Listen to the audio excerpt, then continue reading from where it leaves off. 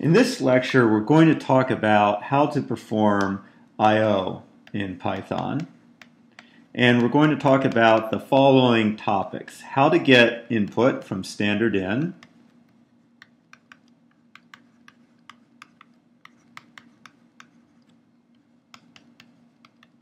how to format output,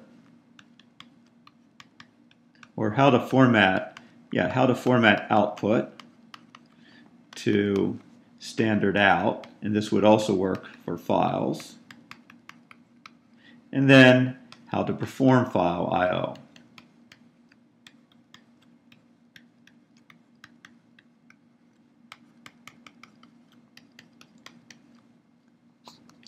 So the first one, how to get input from standard in, should first say that Python really was not designed to get input from standard in. It really was designed to get input from files. So it may seem a little clunky to get input from standard in. So to get input, you use the raw input command and a prompt.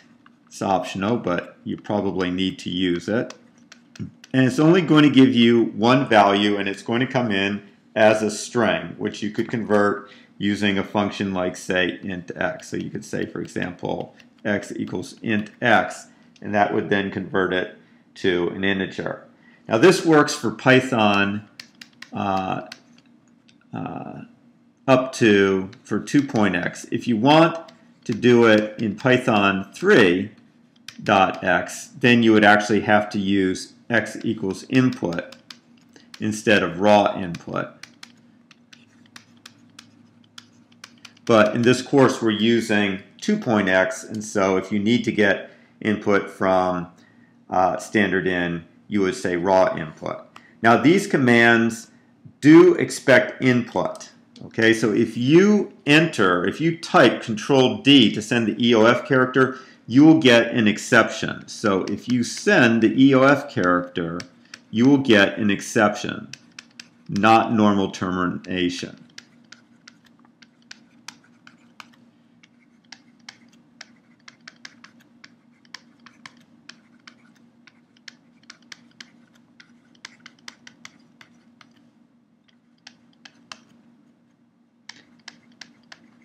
That means if you're going to be repetitively prompting a user for input and you want it to stop, you're going to have a quitting value, like say Q, and when you get that Q, you would quit. Now if you just want to read from standard in, you can do so by using sys.standardin. So sys being the sys module, so you'd have to import sys, and then you could say for line in sys.standardin, and what that will do is read in an entire line from standard in, and then you can process the line. And if you need to get at the individual characters, you would use strip. So you could say, for example, split. You could say fields equals, you would first say line.strip because you want to strip the new line character that appears, and then you would say split, and that would split it based on white space. So strip strips off the new line character, split splits the string into its component fields based on white space. If there was some other delimiter like, say, comma, then you could include the delimiter as an argument. The next topic is formatting strings for output.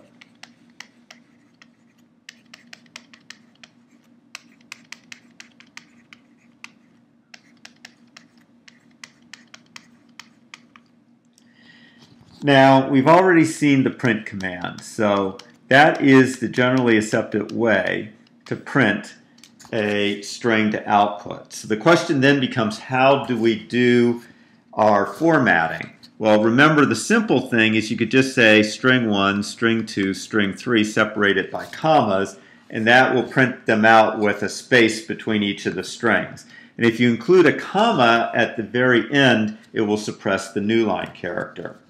But of course, you would generally like to be, you sometimes need fancier formatting.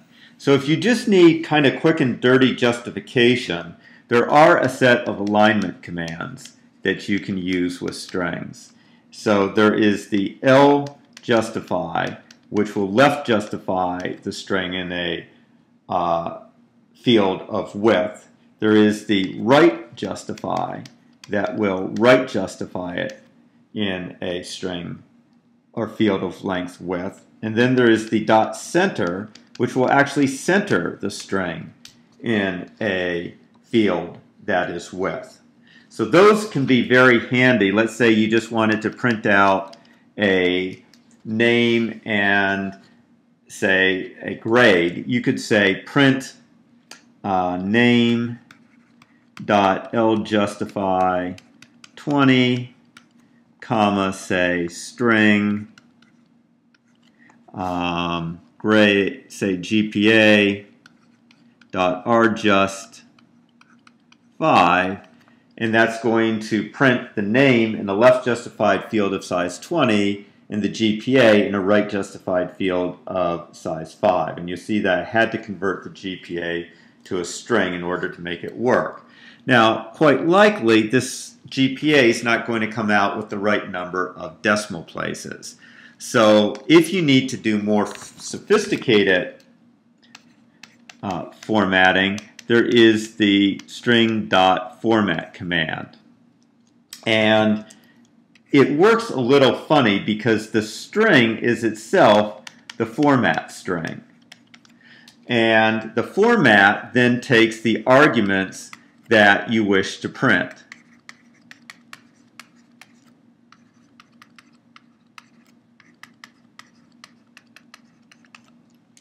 So as an example, let's say that I want it to print X and Y. X, let's say, is 10, and let's say that Y is equal to Brad. And let's say we want to do something like X equals 10 and say Y equals Brad. Correct.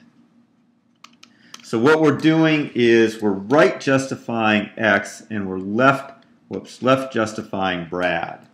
So the way we can do that is we can have a string, so this is our format string, X equals, and then the arguments we want to print out we put in curly braces. And we'll write it out first and then explain what's going on.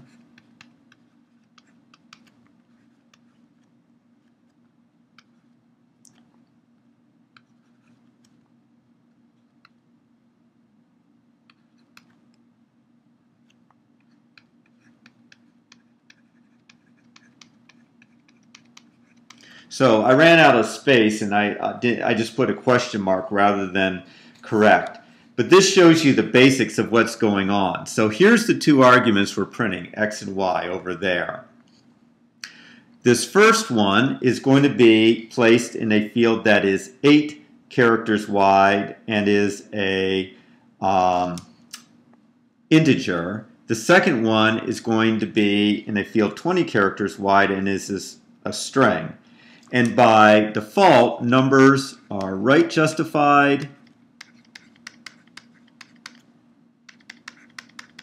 and by default, strings are left justified.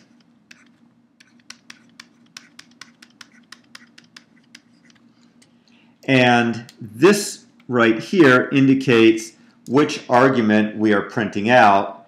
Then the colon separates the argument from the formatting information, and this is the formatting information. And the formatting information, the stuff that goes after the colon, is fairly basic. I'm just going to have a few of the formatting options. The notes indicate how you can actually see the full language for it.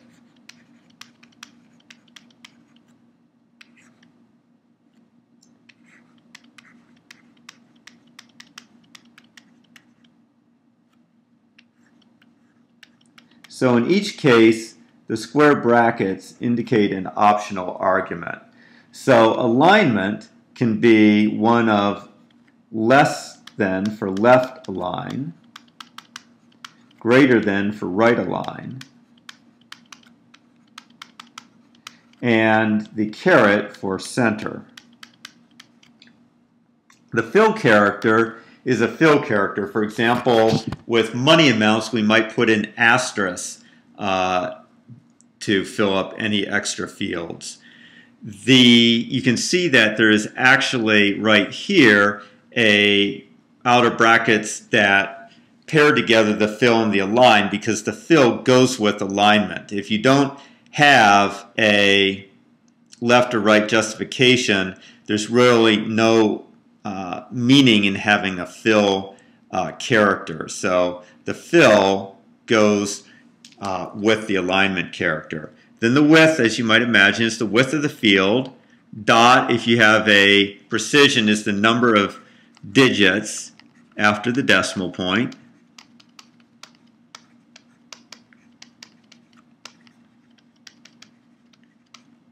And the type is the type of the argument that you're printing out. And those are similar to the ones that you use in printf. So I'm not going to go over them here.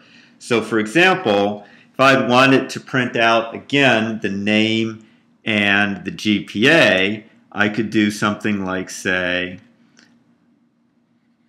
020S, because by default strings are left justified, and then I could say 1 colon say 5.2F, and then dot format name and GPA, and this would create a formatted string with the name left justified in a field of size 20, the GPA right justified in a field of size 5 with 2 digits of decimal precision. And you can look at the notes for some additional cute things that you can do with the arguments that you give to the format command. The two most interesting are if, let's say, name and GPA were part of, say, an object called student, I wouldn't have to actually say name and GPA. I could actually say 0.name and 1.GPA. Actually put the colon there. And that would access, 0.GPA. So in both cases, they would access the 0th argument. The first one would take the .name attribute. The second one would take the .GPA attribute. The final thing that we're going to talk about is PythonIO. And the file open and close commands look a lot like C++. So you get a file object with the open command, and you give it a file name and a mode. And the mode can be read or write or append.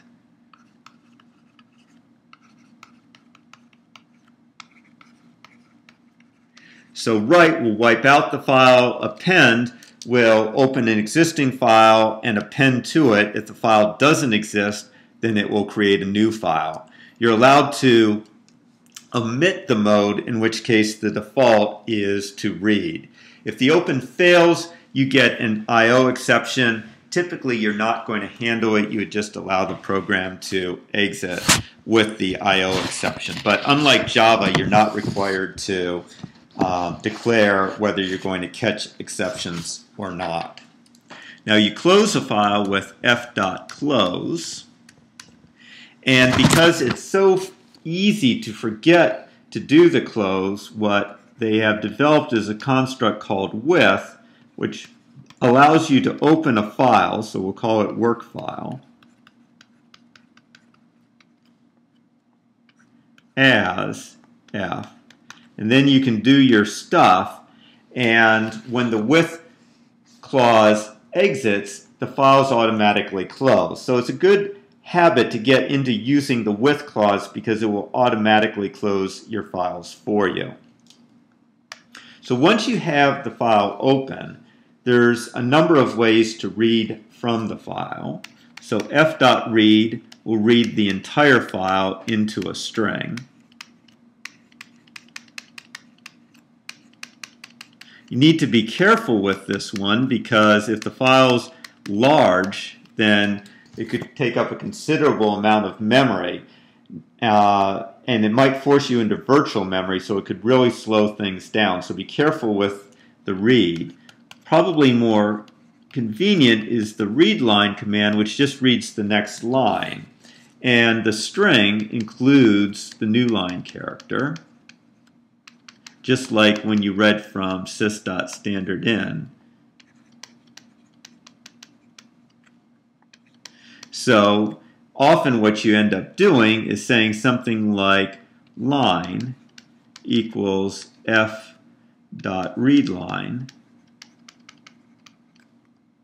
dot strip, so that you can actually strip the new line character off the end of it.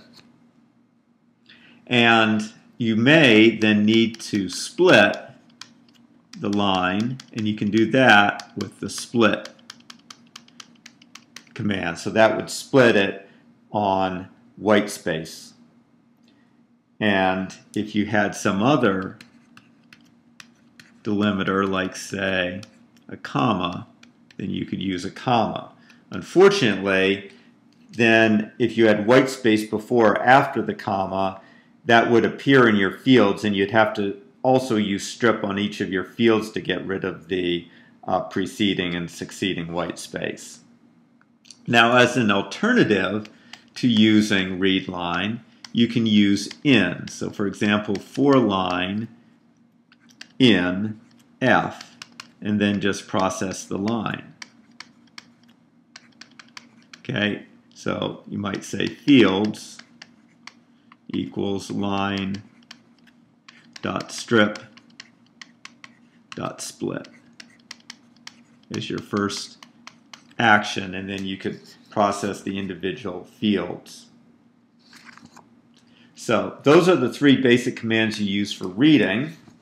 If you want to write to a file, then you can either write strings or you can write objects. So if you want to write a string, you use the write command and a string, and that writes a string to a file with a new line. To write anything other than a string, you're going to have to convert it to a string. So for example, if I wanted to write an integer, I would have to first convert it to an integer before I wrote it to a file. Now, less common, but something that's important, is a concept called serialization. And that's what happens when you want to write a complex object to a file. So this refers to the conversion of a complex object to a string representation.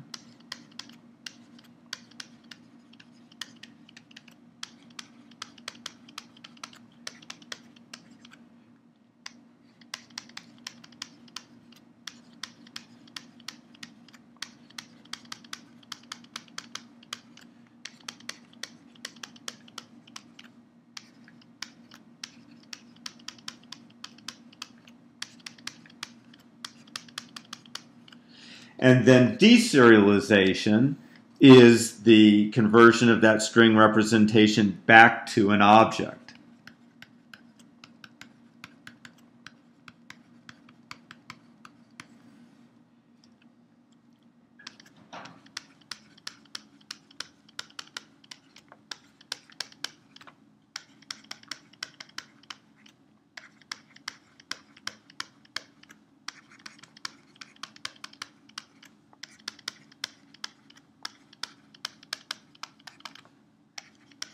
when the string is read from the file.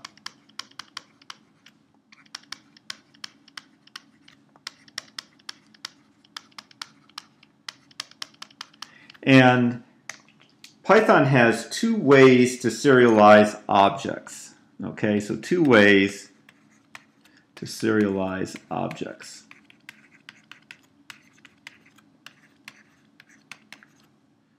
Okay, the first is to use JSON, and the second is to use something called pickling. We're not going to discuss pickling. There's a pickle module, and you can use the pickle module to convert classes, so to write classes or to serialize classes.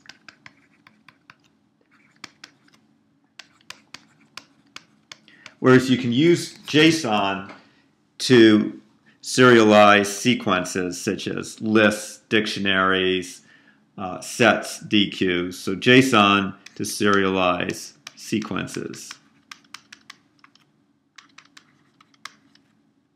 To serialize sequences.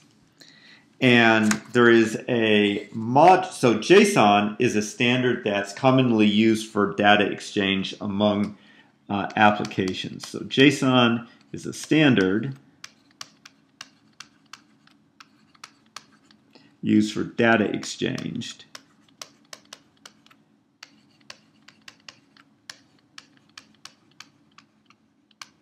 among applications. So it's used frequently to communicate information between a browser and a server and vice versa. And Python has a JSON module that you would import if you wanted to write an object to a file. So we're not going to talk about pickling, we're just going to talk about this JSON module. So if you want to write an object to a file, you'd use the dump command. So you give it an object and then your file object. So this would dump the object to the file, and then you could reload it at a later time by using a load. So if you said JSON.load f, that would load the object back. Now this will only dump one object, and often you want to dump a whole sequence of objects. So if you want to dump a whole sequence of objects, what you would do is simply create a list. So you could say JSON.dump. In fact, the best thing to do is to create a tuple, obj1, obj2, ... obj_n, and then f. So remember, the important thing if you do use JSON is you can only dump one argument. If you try to call dump twice on the same file object, it will work, but when you try to reload it, you're going to get an exception. So this concludes our videotape on Java's PythonIO.